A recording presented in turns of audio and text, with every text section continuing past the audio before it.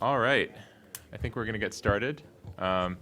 Thanks for joining us, everyone, dressed up so nicely on a steamy Washington June day. I heard that May was the hottest month on record, or the hottest May on record in Washington. So we're all survivors. We should be getting hazard pay. Thanks again for joining us. I'm Matt Rajansky, for those of you who don't know me. Just a couple of logistical notes. As usual, tomorrow at 4 o'clock in this room, we will have Dmitry Polikhanov talking about what Russia really wants. Dmitry, for those of you who don't know, is a very interesting figure in Russia. A young man, had an important role in the United Russia Party, but is also a reasonably well-known analyst and an up-and-comer, and now runs a charitable foundation in Russia. So pretty interesting, diverse resume. I really encourage you to come and hear Dima tomorrow.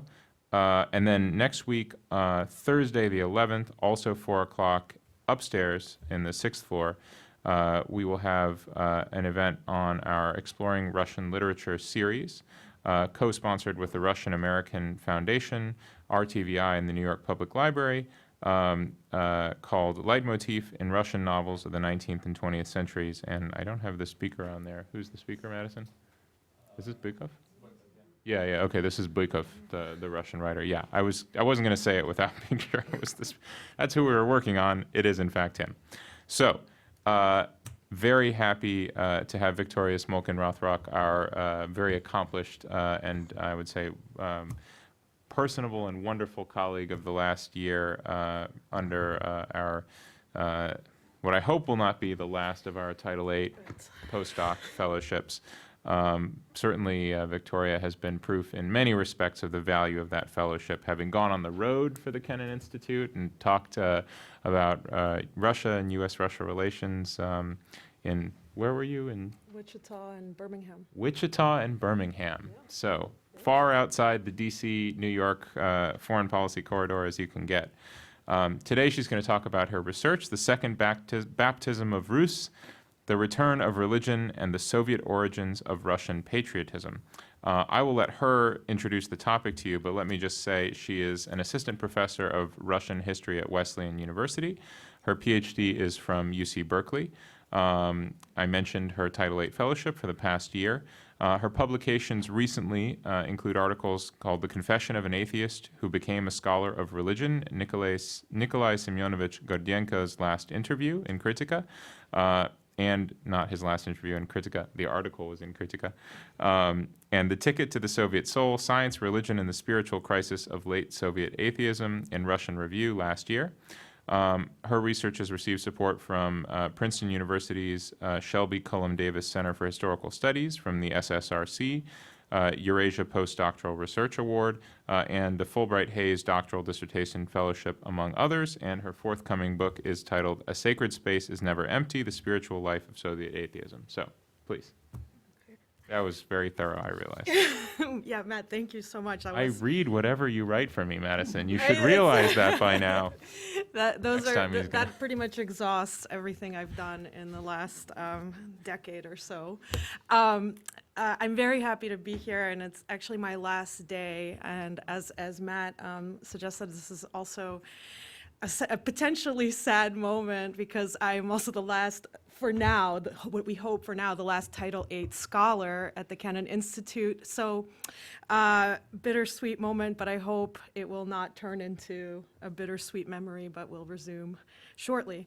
But thank you so much to the Institute, especially for this year. This year has allowed me to complete my book, which has been a kind of work in the making for the last several years, and has been a really productive and congenial atmosphere in which to do it. So I'm very happy to be here and happy to have this last kind of final moment to share this work.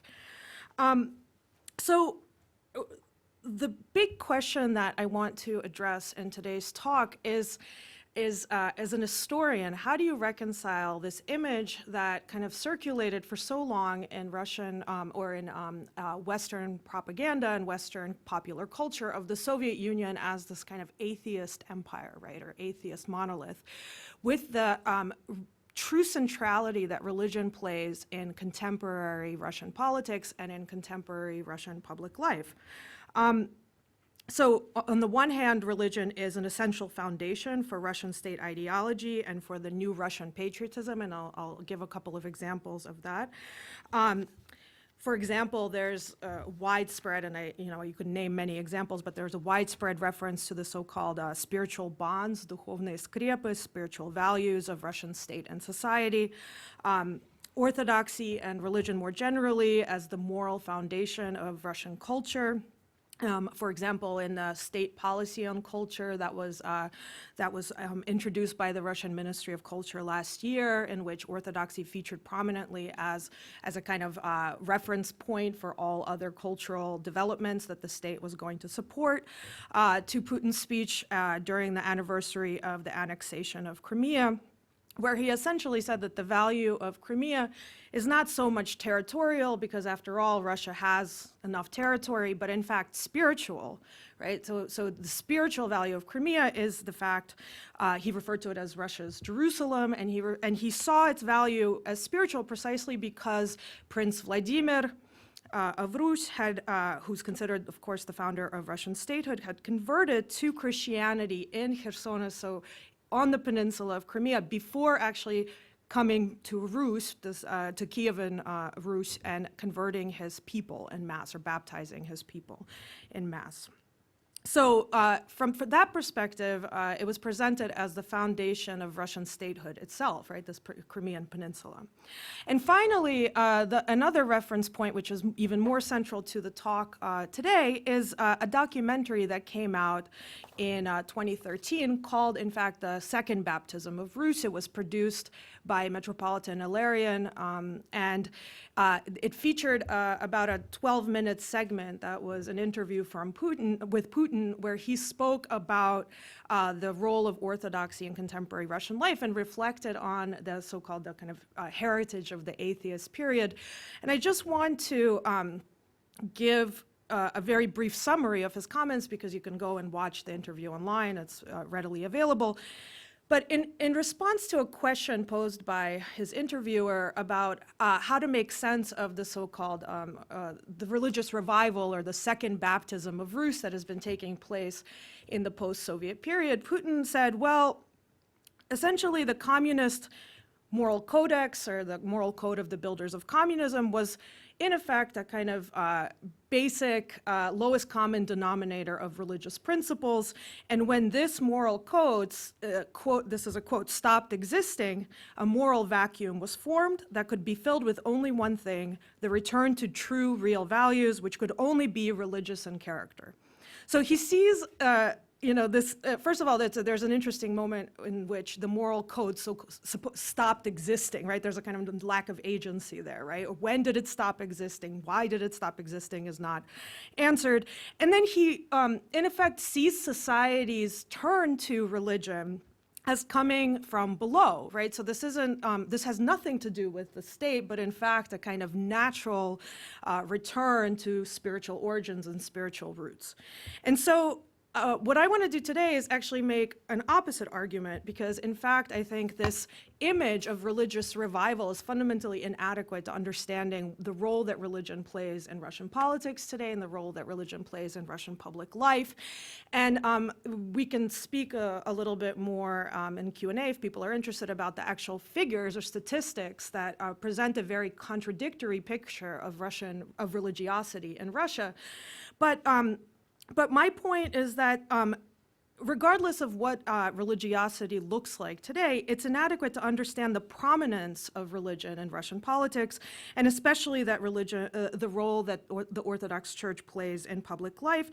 And I think you need to consider this as a political development rather than or as much as a social one and a spiritual one.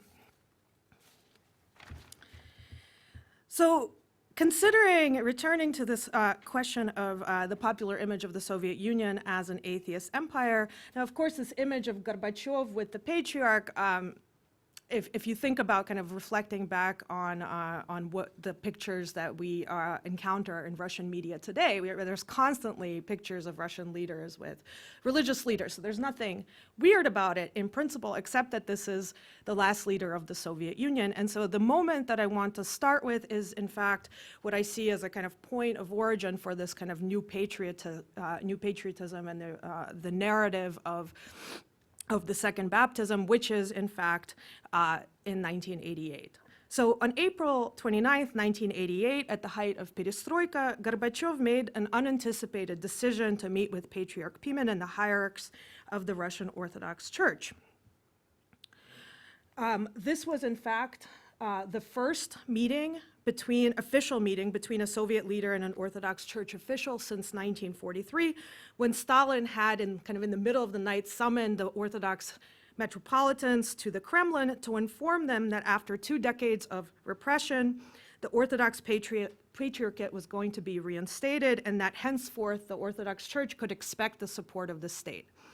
Now, Gorbachev's motives were in fact not unlike Stalin's, which is to say that they were political.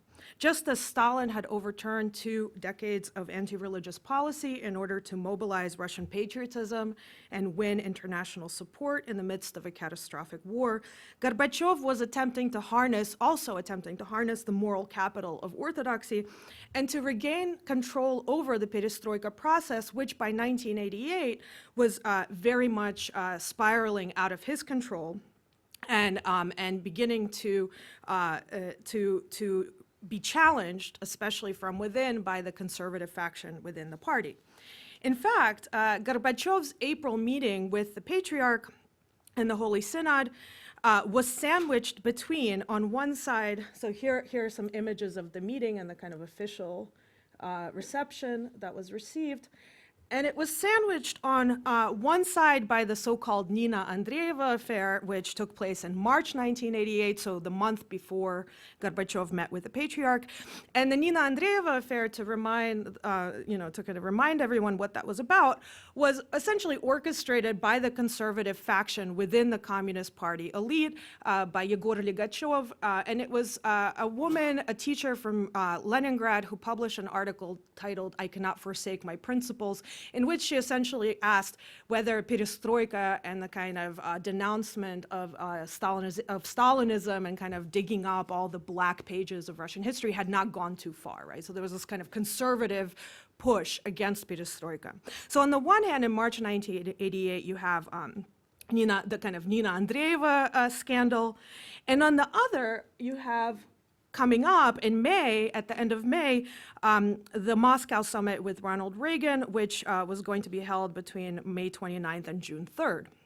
So during Reagan's visit, and just to show that this kind of the religious question was significant in that equation, during Reagan's visit to the USSR, the purpose of which ostensibly was to discuss intermediate-range nuclear arms, Reagan actually spent a great deal of time and energy on the religious question. He met with religious dissidents in Spaso House, where he commended them for their brave fight for their religious freedom and assured them of his support. And he visited the Danilov Monastery, which was actually to be, there he is with the clergy at the Danilov Monastery, which was actually going to be the site of the celebration of the Millennium of the Christianization of Rus, which was to be held the following week. And in fact, it was this upcoming Millennium of Christianization of Rus, which of course commemorated the adoption of Christianity as the religion of state in 988, that served as the direct impetus for Gorbachev's meeting with the Patriarch.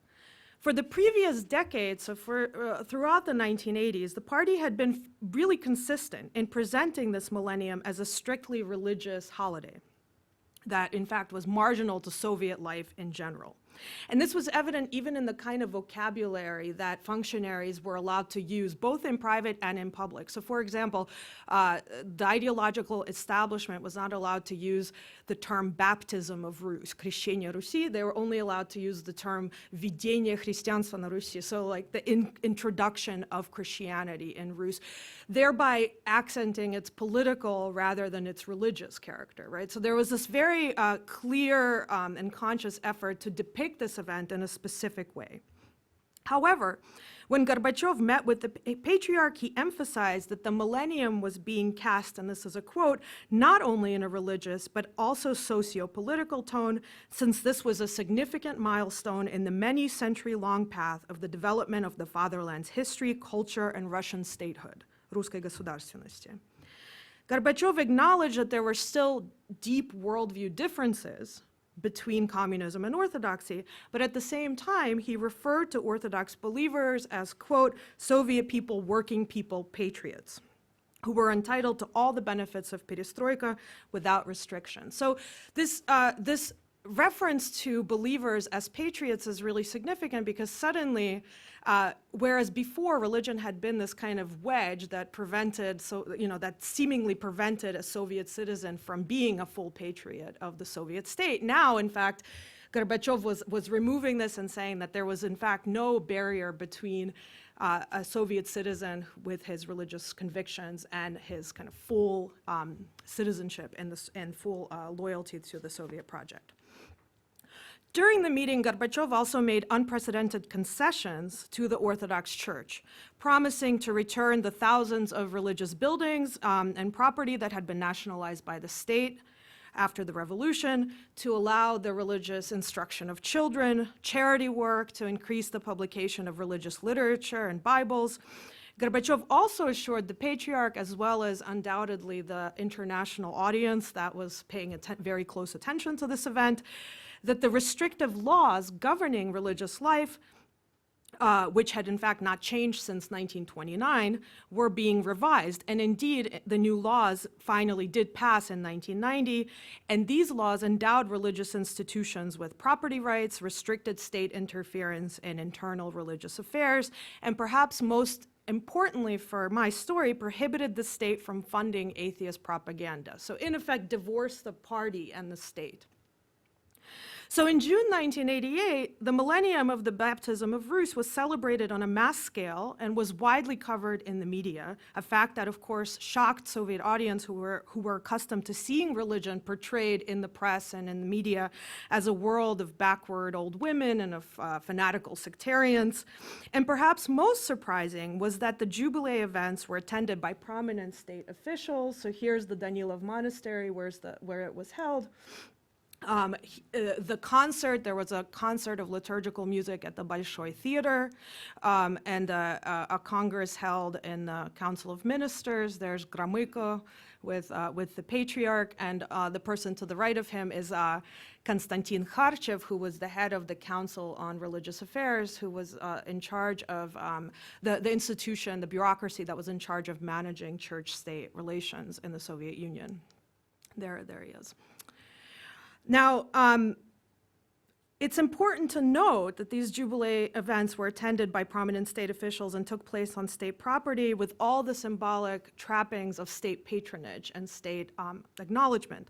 And I want to just give one example of how this kind of symbolic importance was communicated. So Kharchev, the chair of the Council on Religious Affairs, petitioned the party to allow the patriarch to travel around the celebration in a Zeal limousine, right? Because only the nomenclature had access to this kind of transportation. And so this was meant to signal to the Soviet audience that, in fact, this revision of church-state relations, the new role of or visibility of religion in public life had been sanctioned from above, right? That this was, he emphasized that this would be important for people to see that the church had this kind of support. So then in the spring of 1988, under both internal and external pressure, Gorbachev decided to claim the Orthodox Millennium as a national holiday, to abandon atheism, and to return religion to Soviet public life.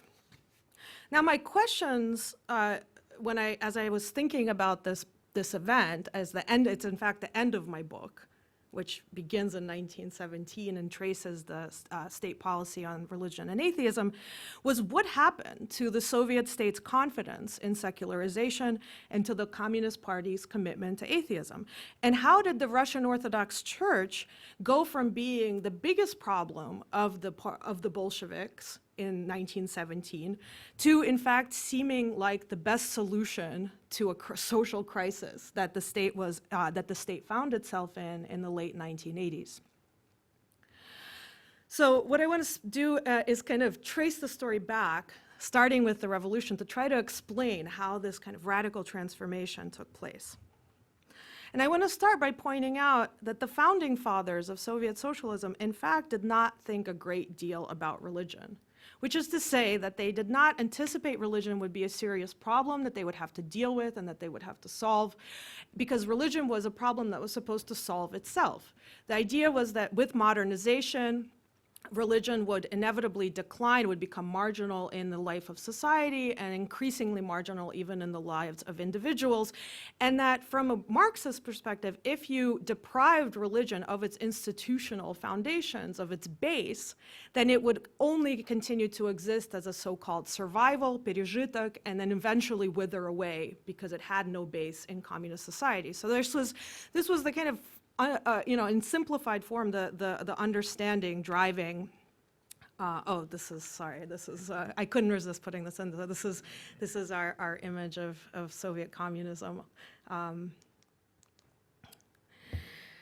So the Soviet state always considered religion a problem, but what I want to kind of point out is that what kind of problem it was changed over time.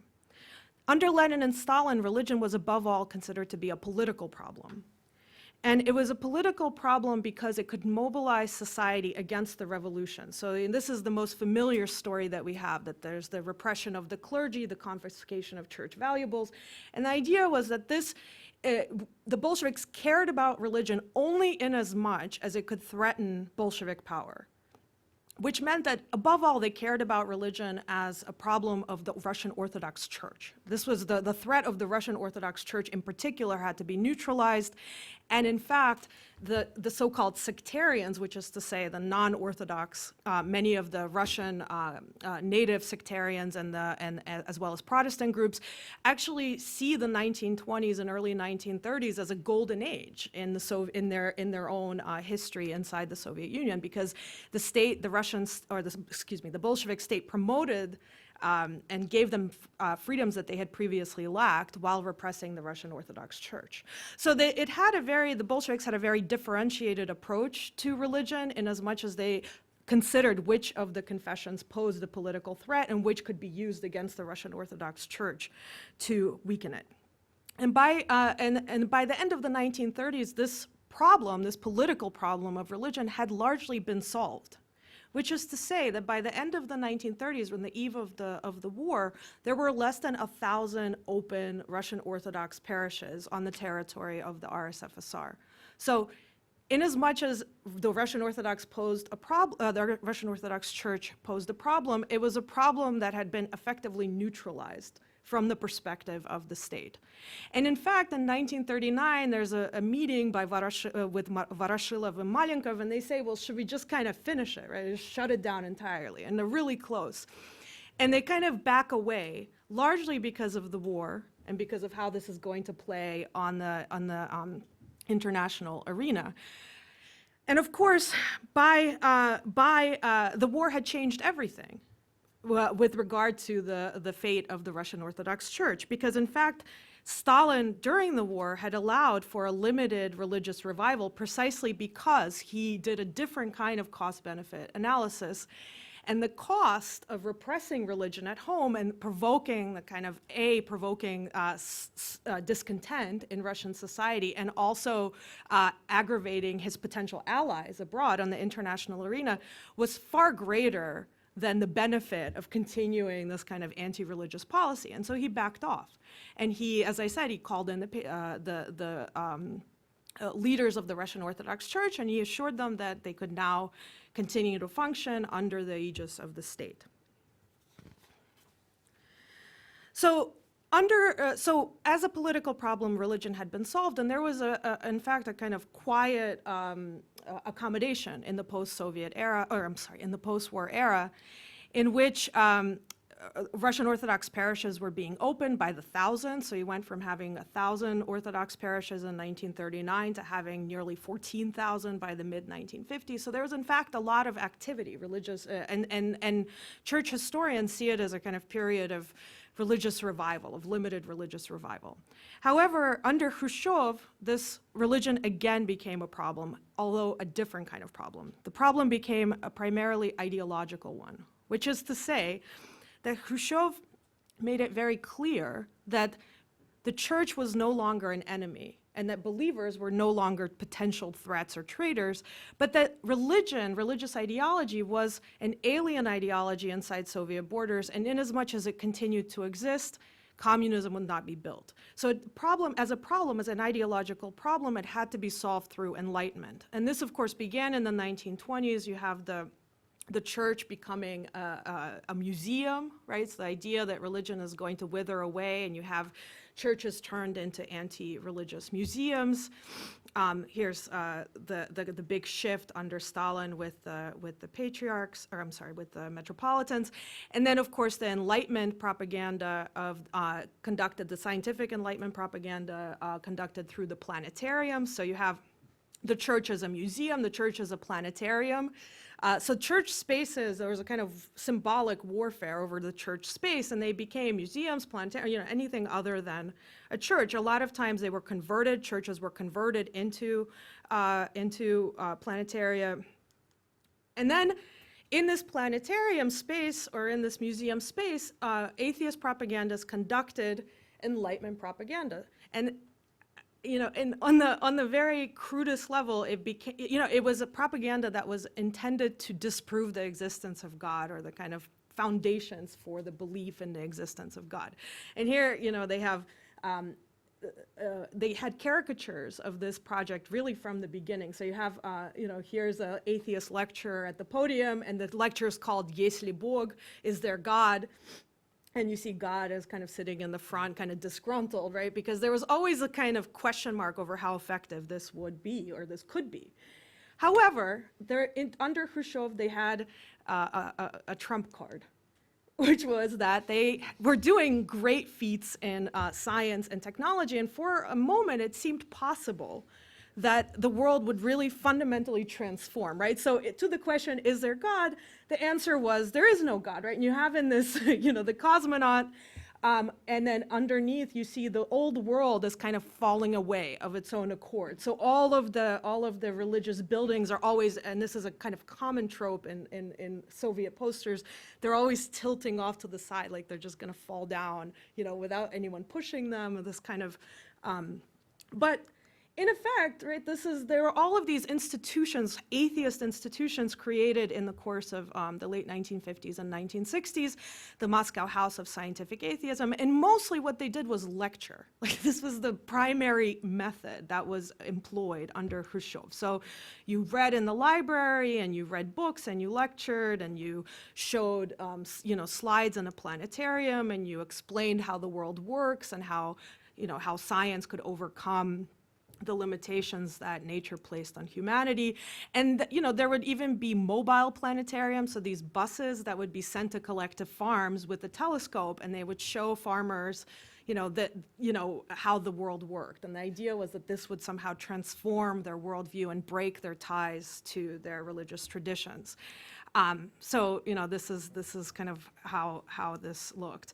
So the big story was this: reason would overcome religion, that enlightenment would overcome religion. And you have this, right, on the one side you have science and this kind of robust young man, and on the other side you have religion, and of course that would be a withering away, kind of helpless creature. However, the short story is that this didn't work. It was not enough, and they realized it was not enough because people did not just adopt scientism and abandon religion en masse, but in fact continued to observe religious traditions and religious rituals. And this was, in fact, a new kind of problem. And this was the last problem under Brezhnev that the Soviet state faced. It was religion as a spiritual problem, where people were connected to it, not because they necessarily believed in God, but because they were connected to it through rites of passage, through a revived interest in religious traditions. So on the cusp of the 1980s, the Soviet state was perceiving a new kind of threat. And the threat was that the Soviet society and the youth in particular were indifferent or growing indifferent to Soviet values, that they continued to observe religious rituals, and that was perceived to be a failure of ideological discipline. So here, the poster says, he's not against and he's not for, he just looks in the other direction as presumably his parents-in-law take his baby to be baptized, right? So this was this kind of story that these are people who are so indifferent to the kind of necessary moral values of socialism that they just kind of look the other way. Likewise, the youth were becoming much more interested in religious heritage and in religious culture, and so here they're denouncing a kind of young man who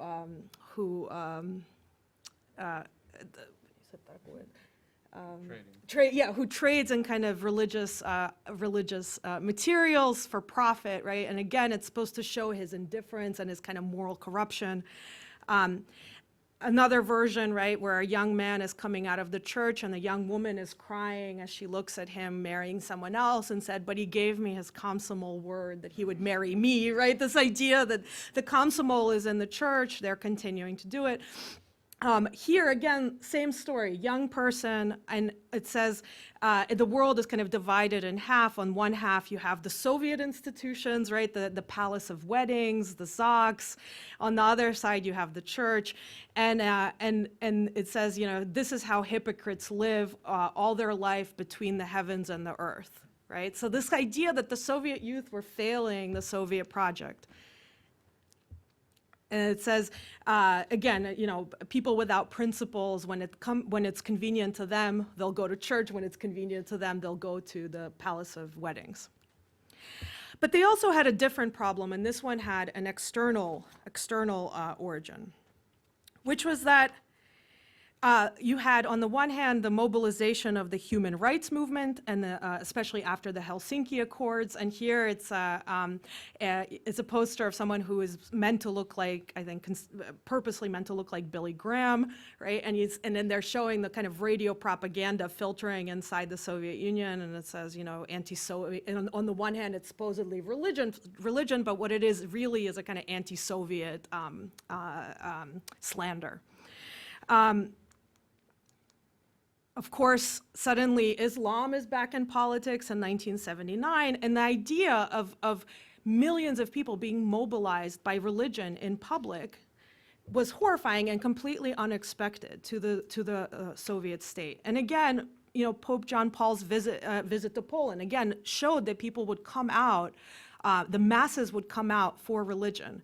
And it became even more problematic because this could translate into political action. So here you have the founder of the Solidarity movement, Walesa, with John Paul II. And you have Solidarity strikers being blessed by the Catholic Church. Walesa is addressing the crowds, and it says, without freedom, without God, there is no freedom. That's one of the posters, the Solidarity posters. So this could become political dissent, and this was a surprise to the Soviet state. So over the course of the 1980s, religion acquired a political significance, whereas in 1978, there were rumors that the party was even considering dissolving this whole atheist apparatus. By the early 1980s, the ideological apparatus was in fact mobilized to address the return of religion to politics. So to put it differently, if in the 1970s, the party's main concern was that secularization was not moving as quickly or in the way that they expected it would inevitably continue to go, by the 1980s, religion seemed to be desecularizing, returning, moving out of the private sphere and into public life, and from the margins to the center of politics. And so the party had no choice but to take religion seriously. However, that it took, so at this point we come to the millennium, and I'll just say a couple of words by way of conclusion, that it took religion seriously did not mean that it believed that religion had any kind of autonomous power. And you can tell that until the end, the party believed, and the Russian state believed, that it could continue to control the Russian Orthodox Church and use it to its own political ends. And to give an example of the logic behind this, Konstantin Kharchev, the head of the Council on Religious Affairs, who was considered the architect of perestroika inside the church, so the kind of Yakovlev in the religious sphere, explained to the new party line to atheist cadres in the higher party school shortly after Gorbachev's meeting with the patriarch. So atheist cadres are naturally confused because they're saying, what does it mean that Gorbachev just met with the patriarch? And he explains to them, remember the Leninist, this is a quote, remember the Leninist idea that politics begins when you start to talk in terms of millions. The church has survived, and has not only survived, but has rejuvenated itself. And so the question arises, which is more useful to the party? Someone who believes in God, someone who believes in nothing at all, or someone who believes in both God and communism? I think we should choose the lesser evil. So by the late 1980s, there was this perception that Soviet society had failed to reproduce itself, that the youth were indifferent to Soviet values. And so in as much as the church could be used to bring, to kind of open up lines of communication with Soviet society, that would make it into a valuable institution. And I think this is the origin of the kind of so-called, I think what you can see as a kind of confessional establishment that has emerged in the post-Soviet era. So atheism, on the one hand, died, and here you have the poor Moscow Planetarium in the 90s with, the market is kind of on it, they're selling cloth, and then Christos Voskres is on the cupola, right? So this was a kind of symbolic victory. Meanwhile, the Church of the Cathedral of Christ the Savior, you can see it just traces, first you have the church, then you blow it up, then you put a swimming pool in its place. And then during perestroika, you have these propaganda posters, and there you see the swimming pool, the reflection in the swimming pool is of the cathedral again, and of St. George, right, who's going to somehow bring this back. And of course he did. And there you have the second baptism of Rus with Metropolitan Hilarion standing in front of this church as a kind of symbolic restoration. And that's where we are today. Great. Thank you very much. Well, thank you, Victoria. That's fantastic. Yeah. If the cover photo, which I gather will be the Boganet, right? Yeah. If that weren't enough, certainly your teaser here makes us all want to read the book. I, by the way, have my own theory as to why they removed the swimming pool. Having removed the swimming pool myself, I think it may be for liability reasons. After all, there is such a thing as private insurance now in Russia. So we have a lot of folks here and a lot of knowledgeable folks looking around the audience. So let me just pose a clarification question and a substantive question, and then I frankly suggest let's just go around and gather one or two more, and then let you take a chance.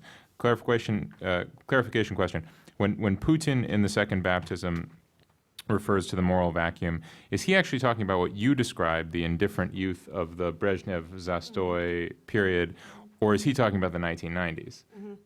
Because I could imagine the latter probably more likely, since he seems to be a man who rather appreciated Zastoy. And then I'll call this the Suzanne Massey question, right? So if recognizing that Russia is not actually a land of godless communism, and that the Russians are in fact a deeply religious people culturally, historically, is something that in theory brings Americans, particularly political Americans, closer to Russians.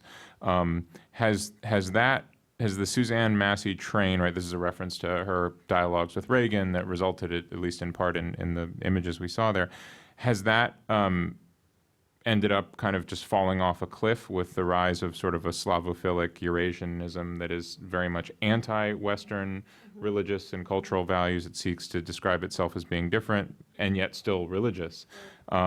or can it still somehow be a unifying factor, or is that beside the point altogether? But let's take two more questions, because, yeah, I had a feeling a lot of hands were going to go up here. Wayne? Thank you.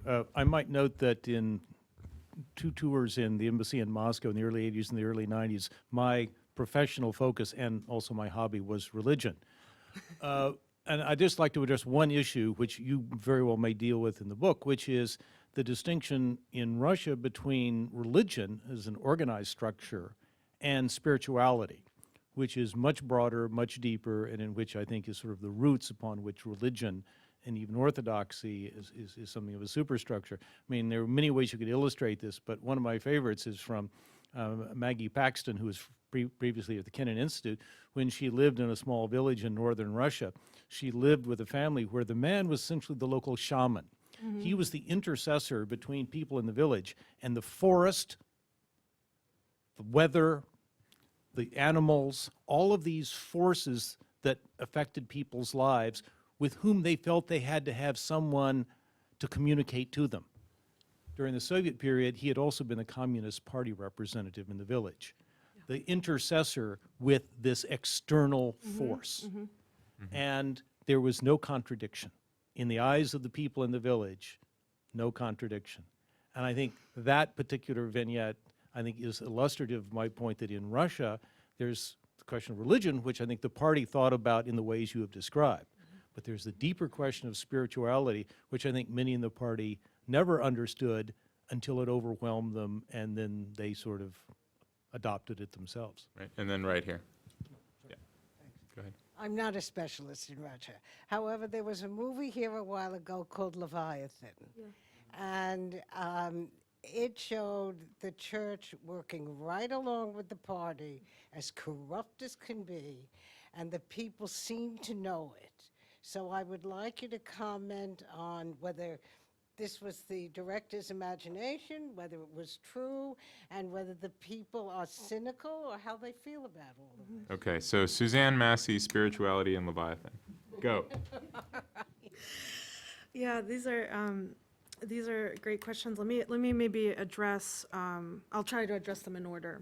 I think Putin's reference or discussion of a moral vacuum, I kind of tried to allude to this in my introductory remarks, is really interesting because it's very slippery. He doesn't say, well, a moral, when did it form, right? Now, from the materials I read, which are the kind of top ideological establishment and the whole kind of think tank world that they created to study attitudes, Soviet attitudes towards religion, among other things, they were already very concerned by the late 1960s and most certainly throughout the 1970s with a growing indifference. And I think this, and this indifference was likewise perceived as a potential vacuum that they had to fill. And they did try to fill it. Now, I didn't talk about this in the talk today, but in the book I do. And that is precisely, and this kind of connects to the question about spirituality. After they stopped seeing enlightenment as an effective answer to religion, there was a great deal of investment in precisely addressing the spiritual side of religion in as much as it could be addressed institutionally, because there was a fundamental contradiction between trying to kind of do this top down and allowing it to seem authentic, right, and kind of organic in local communities. However, one way that this was done was through this investment in socialist rituals. So this attempt to address precisely those elements of religious life that were not necessarily institutional or kind of not primarily institutional, because people baptized their children even if there was no church, you know, within walking distance. And so there was this question of how to address this. And Putin, I think, makes it seem, or he kind of leaves the impression that this was a kind of moral vacuum that formed out of the Soviet collapse. Okay. However, I think it's deliberately vague because he says it stopped existing, right? But when it stopped existing is never addressed. And what he makes clear is that this moral vacuum is a potential threat, and it's a threat that could become a very serious threat if it's not addressed, and the church has to be our partner in this project. And I think this also speaks to the problem of spirituality as opposed to institutional religion, because the institution is somebody with whom you can interact. You know who to address, you know where to send the letter that says, get your people in line.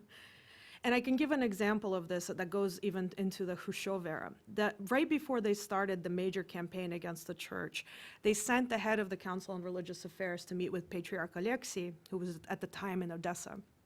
And when Karpov was his name, when Karpov went to meet with Patriarch Alexei to kind of both tell him that there was a campaign coming, but to reassure him that it would all be kind of more or less okay, he told him that he wanted him to close the Kiev, the monastery of the caves in Kiev, right? And he said, this is what the state wants. So you need, but it couldn't be ordered by the state. It had to be ordered through the church.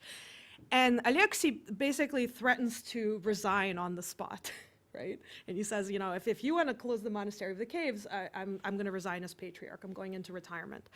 At which point Karpov kind of backs off and he says, well, okay, how about the klikushe? Now, klikushe are these women who, it's a kind of Russian Orthodox tradition of women who literally are supposedly possessed by demons, right? And they come to the church and they wail, and so he says, well, can you at least get this under control, right? This kind of public manifestation of religiosity. And the patriarch says, absolutely, we don't want the klikushe either, right? So there was this disciplinary agenda in which the church and the state actually came together. And so, for example, when Khrushchev initiated his campaign, one of the first measures was to close down holy sites, because these were outside of the control, not just of the state, but also of the church. Right, so I think that kind of potential partnership has always been there and has been in formation, and I think the kind of power that society can kind of harness around spiritual life and spiritual questions has always been something that the state and the church want to be mindful of and discipline from the top. And then on the issue of where did this train derail? It's a really complicated question, but I guess one element that I want to underscore, and I don't want to kind of dwell too long on this, because so we could get other questions. But there's a quote. There's a moment in Namedny, which is a kind of documentary program where they interview a Russian poet named Anatoly Strelyansky, and he says, there came a moment in Soviet life when the number one poet, he's talking about Voznesensky, and the number one singer, Alla Pugacheva, knew that they could wear a cross around their neck and nothing would happen to them, right? And this moment was the millennium. And he said, religion walked into Soviet life through the front door. And I think this is a really key part of the story that's not really discussed, which is that, there's this presentation that this was a religious revival that just, bubbled up from the bottom and overtook affairs. However, this was sanctioned, and it was very symbolically manipulated and kind of indicated that it was sanctioned. So I think there was never this world that, I guess, Suzanne Massey and Ronald Reagan would have liked to see. I don't think it ever existed in a pure form. I think there was always going to be a mediator, and the question was how much power that mediator had.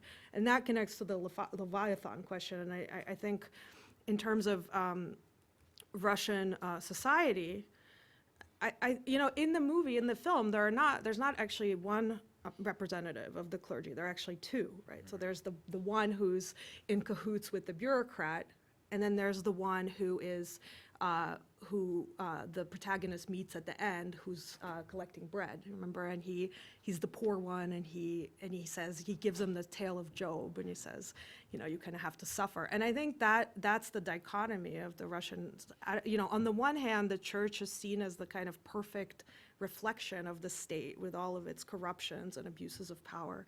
And on the other hand, it's also the kind of one of the few outlets in which Russian society can address its grievances, through which it can address its grievances and get some kind of solace for the injustices of the world. So I think that those two sides are equally valid, and I don't think it's just one or the other, I guess I would say. For what it's worth, on Aeroflot, which is still the state airline and which still uses the hammer and sickle as part of its logo, and which on its LCD screens on its fancy new airplanes has a great patriotic war 70th anniversary logo that shows and lots of war films, they are also showing Leviathan. That's the thing, is it was approved, it was funded by the Ministry of Culture. So, for what it's worth. So it's an ambivalent relationship. Yeah. It's certainly not an it's not clearly an anti-patriotic film, I guess. All right, in the interest of time, again, let's do 3 relatively quick questions that end with question marks and give Victoria a chance to go back to them. Sir, in the back there. Blue shirt, short, rolled up sleeves. Yes, we meant multiple shirts. Alan Maggard, CSIS. I actually just wrote about this, not exactly, but a few weeks ago on our blog. And your presentation is fascinating. I wanted to get your thoughts on, trying to make this as clear as possible. You talk about a disciplinary conjunction or meeting of minds between the church and Soviet authorities.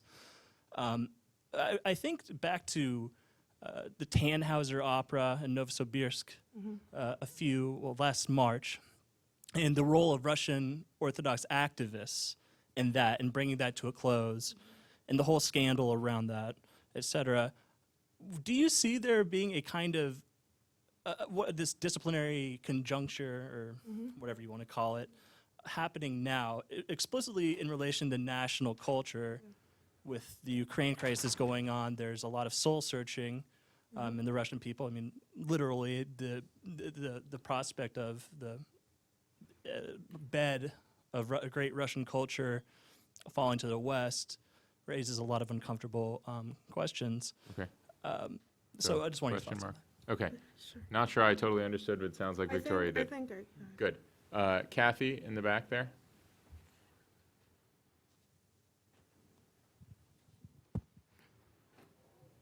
Kathy Cosman, U.S. Commission on International Religious Freedom. Just a quick question.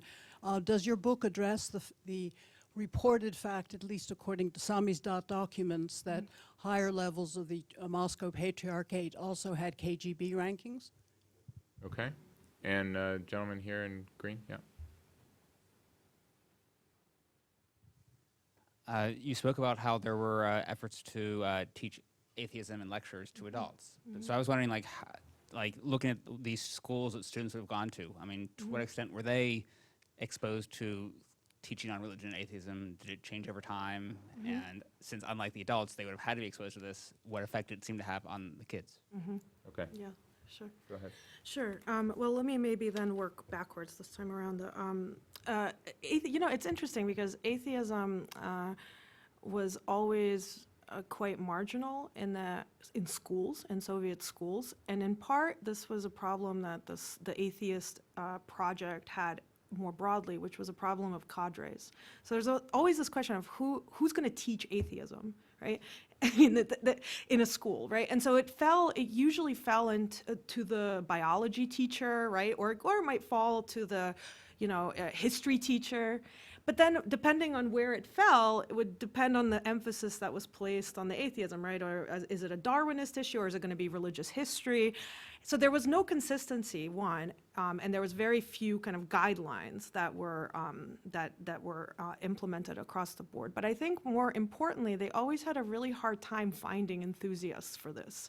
So the biology teacher did not necessarily want to do this work, right? It fell in her lap, and she wanted to teach biology and not necessarily talk about the existence of God or not, right? So there was this was in schools, and I think in the atheist establishment more generally, they always had a problem generating enthusiasm among the intelligentsia that they would have needed to generate in order for this project to actually become a widespread mass phenomenon, both on the scientific end, the scientific intelligentsia, and the creative intelligentsia. There was never a great atheist novel. Right? There was never, and so there was never this ability to kind of turn this ideological platform into something other than a kind of directive. I think and in education is just one of the examples. The KGB, I mean, there are a lot of people that have written about this and that are, I think, better placed to speak to that question than myself, partly because I did not work with the church archives, and I did not work with the KGB archives in Russia because they're actually closed. I did work with the KGB archives partly in Lithuania, and so I mean, and it's widely known that there's no way that the church operated without agents inside. So I don't think there's any question about that. What the questions are about is who, how much, to what degree, and the question is also, like, you could be an agent for the KGB and at the same time be acting against its interests. So there are institutions, for example, like the World Council of Churches in Geneva, and they most certainly, as a major foreign institution, did not send representatives from the Russian Orthodox Church to this institution that were not trusted agents. Now, the question is, what did that actually mean on the ground? I think that story is yet to be finalized. So that, I'm sorry, I don't have anything more concrete than that. And then as far as the activists, the question of, again, I really think that you have to look at the Russian Orthodox Church as a reflection of the state. So much as the state and the kind of political establishment is very wary of, for example, nationalist activists, right? So you notice that there's always a kind of attempt to keep them at bay, and there's not ever been an embrace of a radical nationalist platform. I think the Orthodox activists are kind of falling in that same category, and the church is meant to kind of regulate their own radicals. That means that occasionally, it's not worth their effort to actually, they might just throw them a bone, right, and say, okay, whatever, shut down Tannhauser. It's not, but those people are not the ones running the church. They're always somebody that the church has to kind of manage as a PR problem, I think, above all else. Although they play an important function in mobilizing certain social elements around, kind of conservative values. So I think, it's always a very fraught relationship between the established church and state and the kind of true believers, let's say, on the margins. Okay, well, we are at time, a little bit over actually, but we started late. Please join me in once again thanking Victoria for a fantastic presentation. Thank you. And I'm sure that the couple of questions we didn't get to, she'll be happy to answer sure. up here. Great. Absolutely, yeah. Totally unsatisfying on Putin, of course. You should watch it. I'll send you a link to his comments because they're so Yeah, I haven't even watched that documentary. Oh, it's fascinating.